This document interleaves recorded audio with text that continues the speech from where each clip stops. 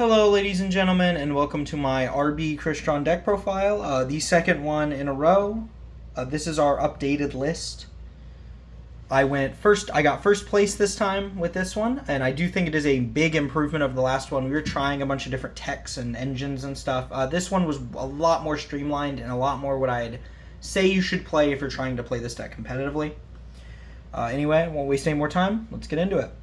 We'll start with the Crystron engine this time, since not much with the RB engine has changed. We've got 2 Crystron Tristeros and 1 Crystron Citri. These are our tuners. Never felt like I needed a third Tristeros, and I was really close to trying to cut the Citri and just not playing the Corian Gondrax, but like, it just comes up too much. This deck does really like having such a powerful removal option as Corian Gondrax, and it did come up. But I do think post K9, I will probably cut this card along with Corian Gondrax, because the K9 stuff gives you so much higher of a ceiling that you just don't need it. And cutting down on bricks is nice. Then we have our level 3s. We've got 3 Crystron Smyger and 1 Crystron Thistfern. These are standard. Smyger's your 1-card starter, or one of your 1-card starters, and he's really good. Not much to really say about those. Thistfern is the only like pseudo brick that I don't really think you can cut. That card just is too important to your combos. 3 Crystron Solfefnir and 2 Crystron Sulfidor as our level 5s. Man, Solfefnir is such an annoying card. There were multiple times today where I drew this card without a Crystron card in hand, and it felt miserable. Because I can't even, like, pair this with another Crystron card. Like, I can't even, like, send a Crystron card from deck to grave and then pair this with another Crystron card. Because I could, hypothetically in that situation, I'd go send Solfefnir and then discard the other Crystron name I have in hand. I can't do that if it's Solfefnir. That's so frustrating. Thankfully, I'll be able to bump Sulfidor to 3 post K9, because you want to be summoning this off of your Jokul. So, hopefully, feels a lot better after that. And the Solfefnir gets a little more utility too, since it's also a level 5. Speaking of K9, I am going to try and bring a K9 Crystron RB list next week, if I can. If I can get all the cards, or at least some of the cards. If we can't get all the Azunas, I'll probably still make a list. Then we have 3 Crystron Inclusion and 1 Crystron Cluster as our spell traps. Also standard, you need to play Cluster, it's way too powerful. And Inclusion's your best starter. So after that, we have our RB main deck monsters. We've got 2 Driller, 2 Cutter, and 2 Rocket. These have not changed from last time either. Felt great. Actually, I don't remember. I think these did change, actually. I'm pretty sure I only played 1 Rocket before. I learned a new line that uses any 2 machines without your normal summon that gets you into Crystron combo, and I can show that off at the end of the video. But it does require you to play 2 Rocket, which is really cool. 2 Rocket also felt nice. There were times where the second one came up. Just having the 6 names in the list, I think, is nice. There were times I would post side these out going second, just because they're kind of lackluster into breaking boards unless you open like Stage Landing or Funk Dock. And I didn't think I needed them. And it didn't really come up if I decided to side some copies out. So probably will continue to do that in the future. Next we have our RB spells, and this is where the power of the RB engine comes in. The 3 Funk Dock and the 3 Stage Landing. I cannot stress enough how good these cards are at specifically breaking boards. There was a game against Orcust Mitsurugi where I went second game 1. I pushed through a bunch of interactions with just the Crystron stuff, and then I said, alright, activate Funk Dock. And I immediately won the game. I was just able to summon a ton of monsters off of just Funk Dock, Search, Stage Landing, and we just got there. These cards are so strong as extenders and as like a 1-card OTK engine and 1-card. They do put up some interruptions as a 1-card. And I just like these cards a lot. I do think you should play these if you're playing Crystron RB. Most lists I see do not play the stage landing. I really think this card's crazy. I think even post Canine, I'm probably still going to try and play this card. It's not that good going first, which is I think why people don't like to play it. But going second, this card really is like the best card in your deck. Straight up. It is so insanely powerful. And it's going to play well into the decks in the next format too, since the RB stuff does not really play into Azuna at all, so you don't really care about Ripper. You're just going to have to play through whatever removal your opponent has, and it plays good in the verses, so feels pretty good. Then onto our Earth Machine package, we've got 3 Scrap Recycler, 1 Machina Citadel, and 1 Therion King Regulus.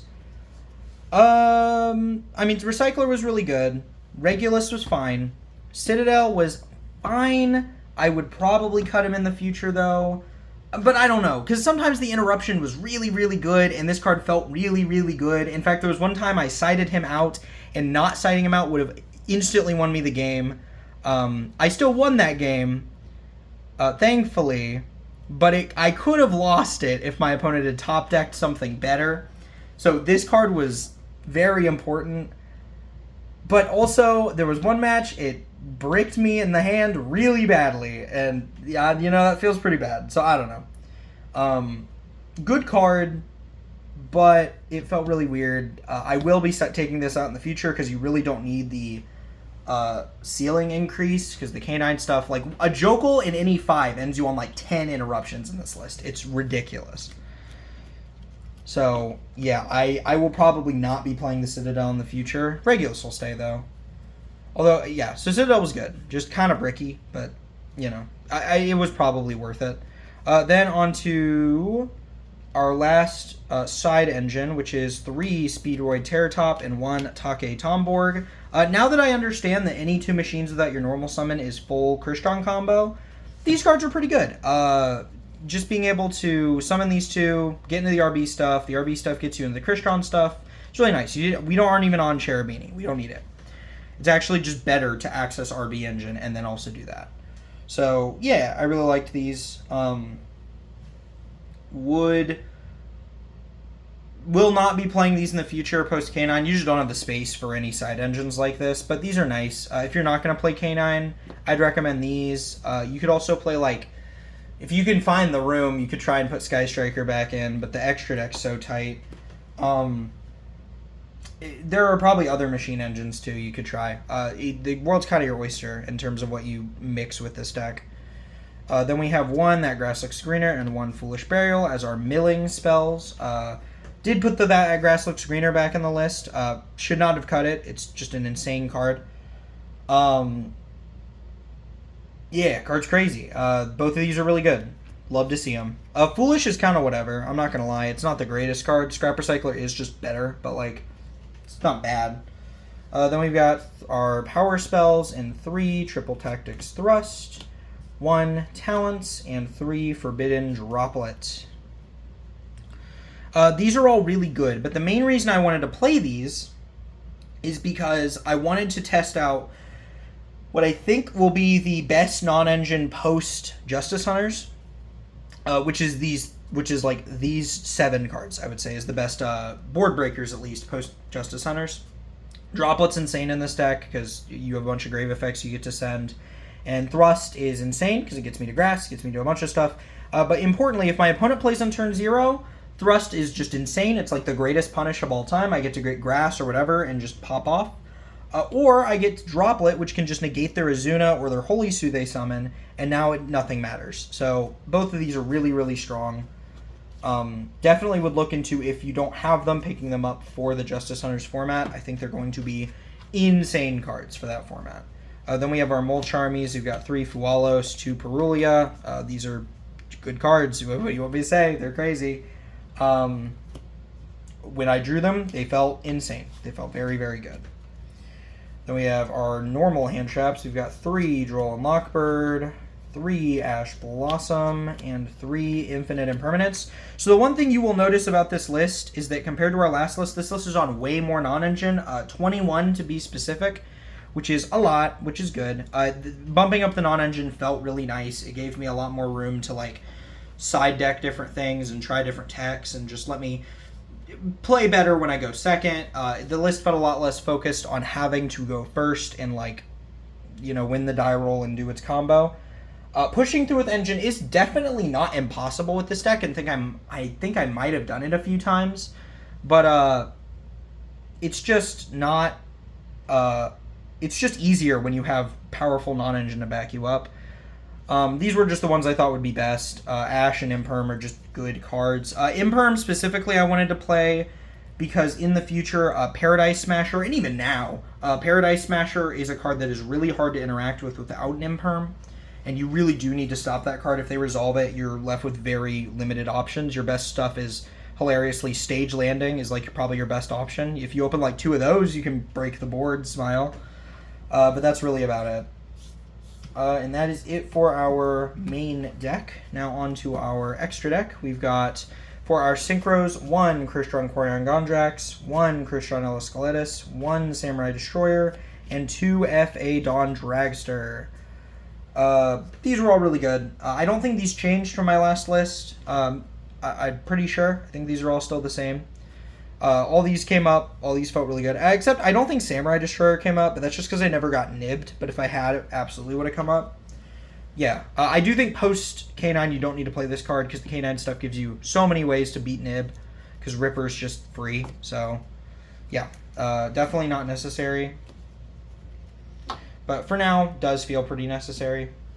Then we have our Xyz monsters. We've got 1 Divine Arsenal AA Zeus, 1 Sidra Infinity, 1 Sidra Nova, and 1 River Stormer. So first off, Zeus should have been in the list from last week. This card's very good, especially paired with just any of the Xyz monsters that are really easy to make in this deck. Zeus is great for breaking boards. It didn't come up, so maybe I don't need it, but like, man, when it comes up, it is the card that wins you the game.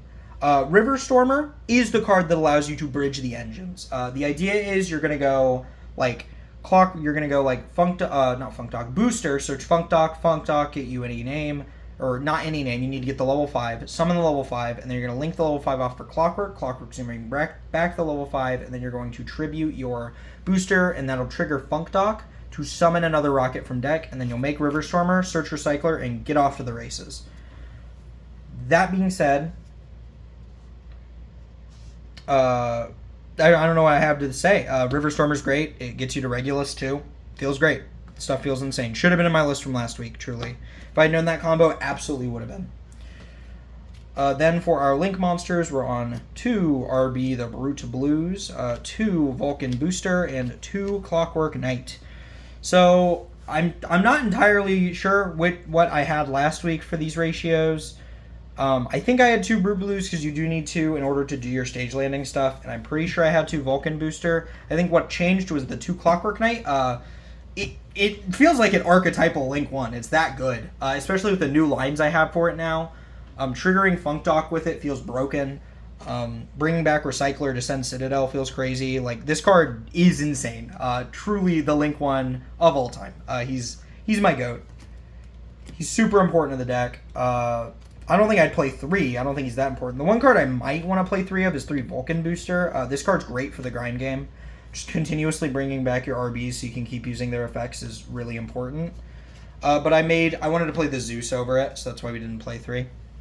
And then on to our side deck, we've got 3 Lancia, 3 Meowls. I mean, yeah, you play this format. Hope we don't gotta play these post-Justice Hunters. Then we've got 3 Nibiru. I just wanted to have Nib in the list somewhere, just to try it. It didn't really come up at all, I don't think. It might have came up one time. I did, actually. It came up one time against Maliss, which is like the matchup it's good against. But, yeah, probably didn't need to have this in there, but I don't know why I'd play over it. Non-Engine feels really weird right now. So, I don't know. Nib was fine. 3 Spell Card Monster Reborn. This card, I was recommended this by a friend who also plays Crystron RB a while back, and I've noticed he keeps playing it as his list, so I wanted to try this card out, and it was fine. There were times when This card's best use was when I drew it under Lancia, and then I was able to like bring back an extender, which I normally wouldn't be able to do under Lancia, which was nice. But it's definitely not a necessary card. I think it's fine. I really wish you could use the effects of the monsters you summoned, even if it wasn't the turn you summoned it. Like if you just couldn't use the effects of the monster on the turn you summoned it, but you could use it like later, that'd be awesome, because then I could bring back like Tristeros and then use it on my opponent's turn. Sucks that I can't do that, but it's fine. The card's okay. I don't know if I think it's better than like a DD Crow or Bestials, but it felt alright. Then we have our one-ofs. We've got 1 Feather Duster, 1 Called by the Grave, and 1 Clockwork Knight. So Feather Dusters to get off of Thrust, which this card was crazy all day. Called by is just the best one-of all time. The card's crazy. And then Clockwork was in here because I wasn't on Foolish Goods anymore, which made Clockwork kind of pointless. But I did want it still on the list for if I played against something like a Fiendsmith deck or, I don't know, like Mitsu or something. And I wanted to be able to turn my opponent's stuff into machines so they couldn't play the game. Having that option, especially with how easy it is to get to Clockwork Knight in this deck, is really good.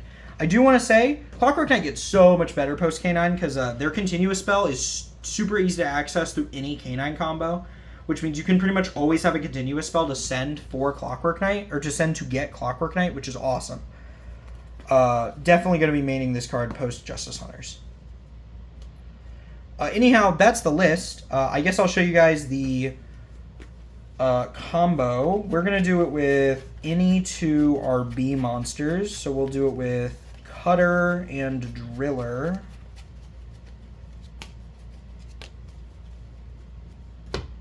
So we'll special Cutter, or special Driller, special Cutter.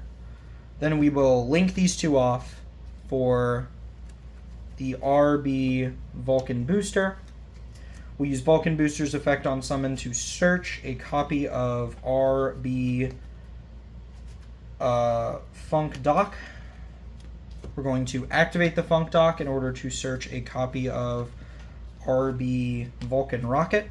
We're going to special the Rocket. We're going to link the Rocket off for our Link 1 Clockwork Knight. We're going to use the Clockwork Knight to target the Rocket to bring it back. We will tribute the booster, summon the Rocket, and that will trigger our Funk Dock to summon another Rocket from the deck.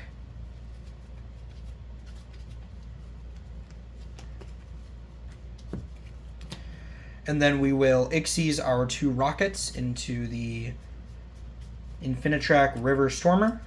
We'll go River Stormer's effect to search a copy of Scrap Recycler. We'll then normal the Recycler, send our copy of Crystron Smiger.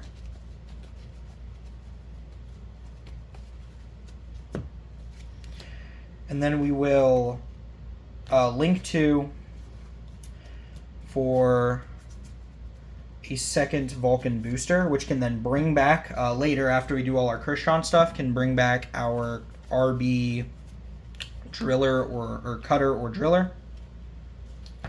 So we'll still be able to get to RB combo. You do have to open an RB name in order to still do RB combo, which is unfortunate. So if you start with like a Speedroid card, you can't really access these super easily. So that's unfortunate. But it's still like fine. If you open like the Speedroid stuff and this, you can do a line that gets you to everything anyway. So it didn't come up all that often that I wasn't able to like get to RB combo after doing that. And even then, Crystron combo is nothing to sneeze at. It's still pretty good, even without the ability to access RB combo. But yeah, hope you all like the list. Leave in the comments what you want me to cover next time. I do intend to mess around with K9. That is the that is the Justice Hunters deck I'm the most excited to mess around with. Not only am I excited to play around with Crystron and RB and K9, but also I'm really interested in K9 Post-Doom of Dimensions, where not only are we going to get new support for that deck, we're also going to get support for Sulfur, which Sulfur K9 is already, from what I've seen, doing some stuff in the OCG and is being placed kind of decently well in terms of tier lists. That deck is apparently real, and I cannot wait to play it. So I'll have a lot of interesting stuff to mess around with post-Tuma Dimensions. Hope you all look forward to that. See y'all next time. Bye-bye.